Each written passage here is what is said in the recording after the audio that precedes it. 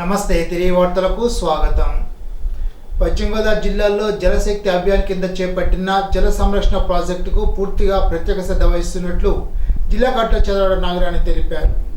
సోమవారం collector camp కార్యాలయంలో జిల్లా కలెక్టర్ చదరవాడ నాగరాణితో జలశక్తి అభియాన్ సెంటర్ నోడల్ అధికారి, agriculture farmers welfare director doctor Jitendra Singh సమావేశమై జిల్లాలో జలశక్తి అభియాన్ కార్యక్రమం కింద చేపట్టిన పనుల పురోగతిపై సంబంధిత అధికారులతో సమీక్షించారు. జలశక్తి అభియాన్ క్యాచ్ ద రైన్ 2024 నారీ శక్తి జలశక్తి అనే థీమ్తో నీటి సంరక్షణ రంగంలో మహిళలు పోషించే కీలక పాత్రను నొక్కి చెప్పడం ద్వారా అమలు చేయడం జరుగుతోంది. గతంలో జిల్లాలో చేపట్టిన జలశక్తి అభియాన్ పనులను సెంట్రల్ టీం వర్షాకాలం ముందు పరిశీలించారు. ఇప్పుడు మళ్ళా వర్షాకాలం సీజన్ అనంతరం జలశక్తి అభియాన్ పనుల పురోగతిపై క్షేత్రస్థాయిలో పరిశీలించేందుకు సెంట్రల్ టీం డిసెంబర్ 6 నుండి 8వ తేదీ వరకు జిల్లాలో ఆకువీడు, ఉండి మండలాల్లో పర్యటించి క్షేత్రస్థాయిలో పనుల పురోగతిని పరిశీలించడం జరుగుతోంది. జేఎస్ఏ సెంట్రల్ నోడల్ అధికారితో పాటు సైంటిస్ట్ మౌనిక కూడా జిల్లాకు వచ్చారు. తొలుత ఈ సమావేశంలో జిల్లాలో చేపట్టిన జలశక్తి అభియాన్ పనుల పురోగతిపై పవర్ పాయింట్ ప్రెజెంటేషన్ ద్వారా జేఎస్ఏ జిల్లా నోడల్ అధికారి drama PD doctor KCH Apparao వివరించారు. అత్తిలి గ్రామ సర్పంచ్ గంటా విజేత నాగరాజు పుట్టినరోజు వేడుకలు సోమవారం పంచాయతీ కార్యాలయంలో నిర్వహించారు. పలువురు వార్డు సభ్యులు, పంచాయతీ సిబ్బంది సర్పంచ్కు జన్మదిన శుభాకాంక్షలు తెలిపారు. ఈ సందర్భంగా కేక్ను కట్ చేశారు.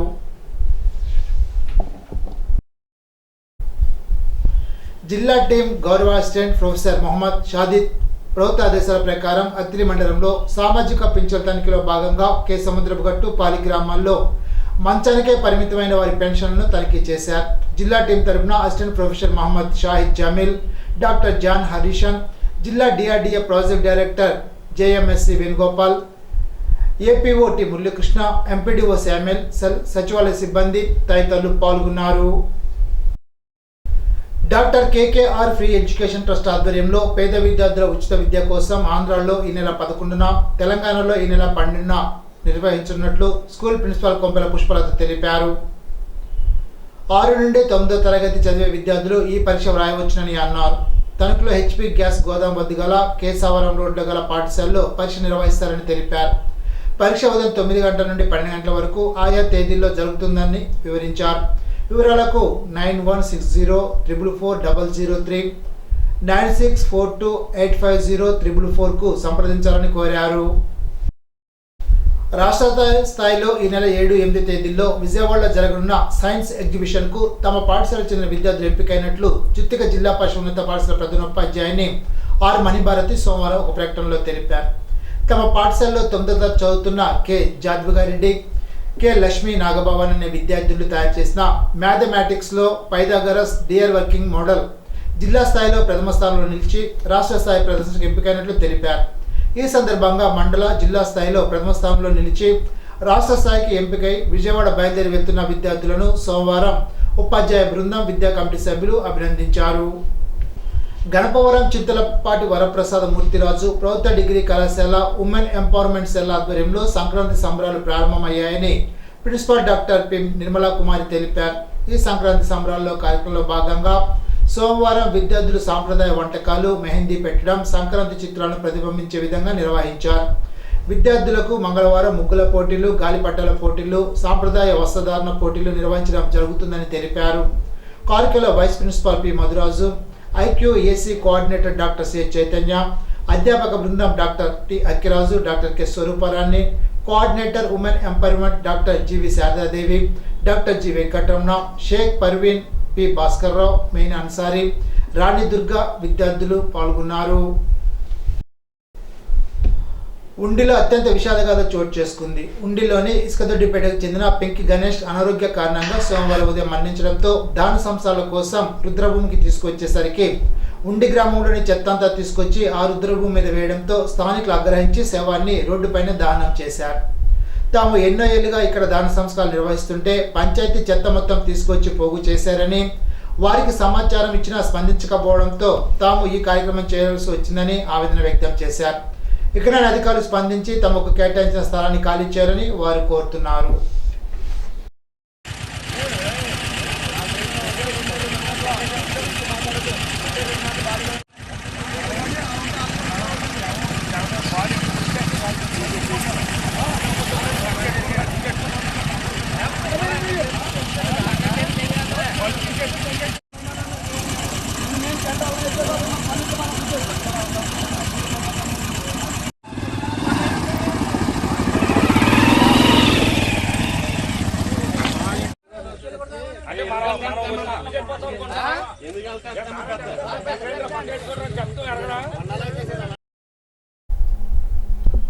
అద్దెపల్లి చైత్ర భావితరాలతో పాటు భవిష్యత్ తరాలకు కూడా అందించాలనే ఉద్దేశంతో ఏడాది పాటు జయంతి ఉత్సవాలు నిర్వహించినట్లు రాష్ట్ర జనవరుల శాఖ మంత్రి నిమ్మల రామానాయుడు తెలిపారు.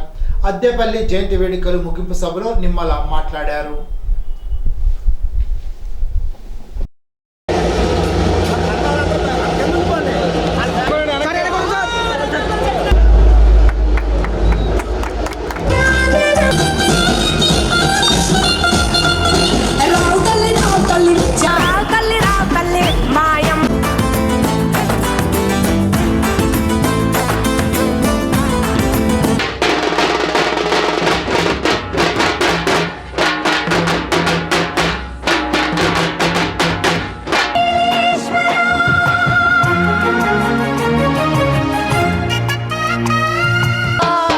అమ్మా గంగమ్మ తల్లి మమ్మల్ని కాపాడమ్మా.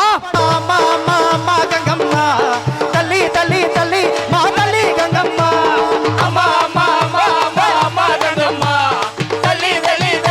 అద్దెపల్లి సత్యనారాయణమూర్తి గారు మనందరికీ కూడా పరిచయం చేయవలసిన అవసరం లేదు.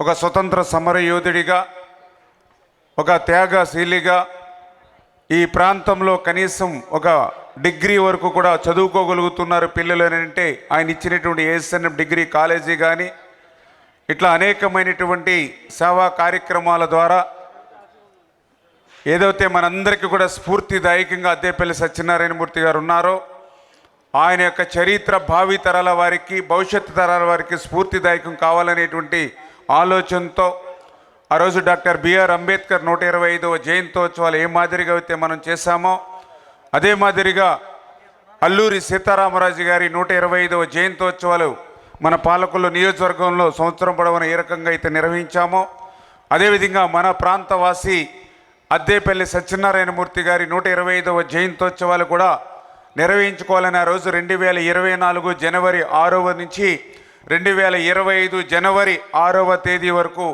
ఆయన యొక్క జయంతోత్సవాలు సంవత్సరం పొడవునా కూడా ప్రతి నెల కూడా నిర్వహిస్తూ మరి ఈరోజు ముగింపు ఉత్సవాల సందర్భంగా మరి ఇంత పెద్ద ఎత్తున మరి తరలి వచ్చినటువంటి ఏదైతే ఈ యొక్క అద్దెపల్లి సత్యనారాయణమూర్తి గారి మరి 125వ జయంతోత్సవాలు సంవత్సరం పొడవునా కూడా నిర్వహించుకోవడంలో తెలుగుదేశం, జనసేన, బీజేపీ నాయకులు సహకరించినటువంటి ప్రతి ఒక్కరికి, అదేవిధంగా ఆర్యవైశ్య పెద్దలందరూ కూడా ప్రతి నెల కూడా భాగస్వాములైనటువంటి ప్రతి ఒక్కరికి కూడా పేరు పేరున కూడా నేను కూడా భరత్ గారికి అదే చెప్తూ ఉన్నా.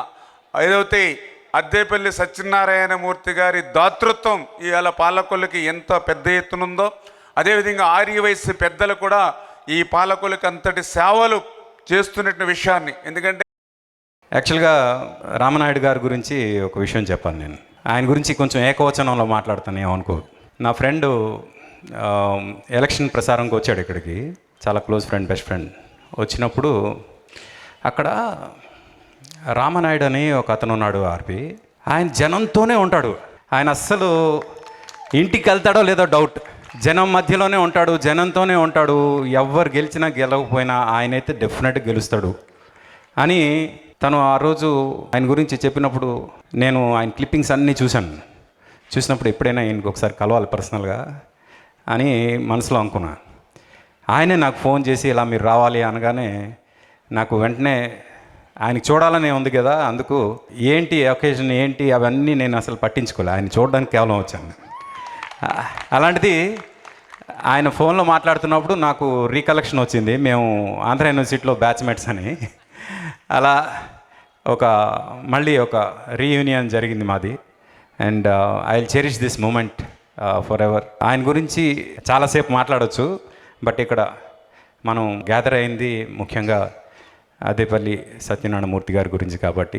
ఆయన చనిపోయి 49 సంవత్సరాలైనా ఇంకా ఆయన గురించి ఈరోజు ఎంతమందిని కూర్చొని మాట్లాడుకుంటున్నాం అంటే ఆయన సాధించింది ఏంటి అనేది ఇప్పుడు అందరూ చెప్పడం కాదు, మన ప్రెజెన్సే చెప్తుంది ఇక్కడ. అందుకు అలాంటి మహానుభావుడు ఏం సాధించాడు అని ఒక మాటలో చెప్పాలంటే నేను ఇప్పుడు ఒకటి నమ్ముతాను. మన శరీరానికి ఒక ఏజ్ ఉంటుంది, కానీ మన పేరుకి ఏజ్ ఉండకూడదు. ఆయన 125 ఇయర్స్ అయినా ఇంకా ఈరోజు పాలకొల్లు గుర్తుపెట్టుకుంది అంటే ఆయన పేరుకి ఇంకా ఏజ్ ఉంది.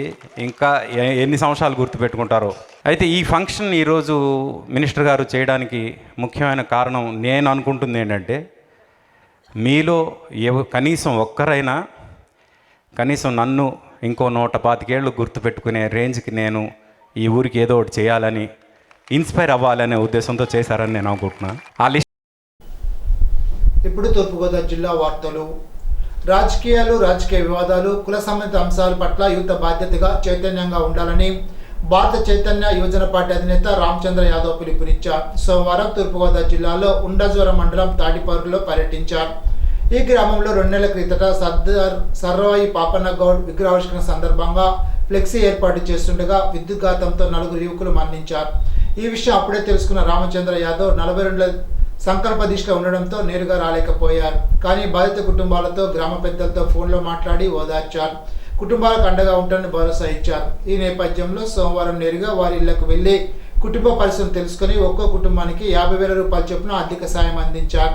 కార్యక్రమంలో డాక్టర్ అనుష యాదవ్, పాలా రమేష్, హరిబాబు, అత్తిలిరాజు, బల్ల శ్రీనివాస్ తదితర పార్టీ నాయకులు, కార్యకర్తలు పాల్గొన్నారు. ఆంధ్రప్రదేశ్ రాష్ట్ర హోంశాఖ మంత్రి వంగలపూడి అనితని నారపాడులో మాజీ ఎంపీటీసీ సభ్యుడు రొంగలి శ్రీను సభవరంలో మర్యాదపూర్వకంగా కలిశారు. సభవరంలో నిర్వహించిన డొక్కా సీతమ్మ మధ్యాహ్న భోజన పథకం ప్రారంభ కార్యక్రమానికి హోంమంత్రి హాజరయ్యారు. ఈ సందర్భంగా ఆమెను కలిసిన రొంగలి శ్రీనుతో త్వరలో నారపాడు గ్రామానికి వస్తారని ఆమె తెలిపారని రొంగలి శ్రీనివాసరావు చెప్పారు.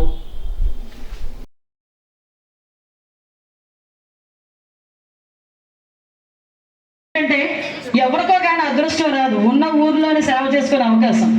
నేను ఈ ఊరికి ఎమ్మెల్యేని కాకపోయినా ఈ ఊర్లోని ఉన్న కాలేజీకి ఇన్ఫ్రాస్ట్రక్చర్ తీసుకురావడంలో నా సహాయం కూడా కోరినందుకు ప్రత్యేకంగా నేను రమేష్ బాబు గారికి థ్యాంక్స్ చెప్పాలి.